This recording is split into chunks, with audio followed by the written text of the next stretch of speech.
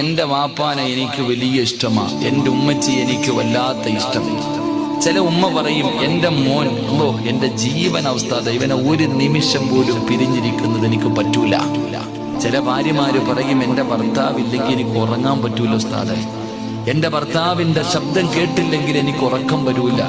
എന്നാൽ ഈ പള്ളിപ്പറമ്പിൽ ഈ പറഞ്ഞ വാപ്പ കിടപ്പുണ്ട്, ഉമ്മ കിടക്കുന്നുണ്ട്, ഭാര്യ കിടക്കുന്നുണ്ട്, ഭർത്താവ് കിടക്കുന്നുണ്ട്, മക്കള് കിടക്കുന്നുണ്ട്. നിങ്ങൾ ആരും കബറിൻ്റെ അകത്ത് ഇറങ്ങി ഒന്നും കിടക്കണ്ട. ആ കബറിന്റെ മുകളിലെങ്കിലും ഒരു രാത്രിയെങ്കിലും ആരെങ്കിലും ഇരിക്കുന്ന നിങ്ങൾ കണ്ടിട്ടുണ്ടോ? നിങ്ങൾ ആലോചിക്കുക.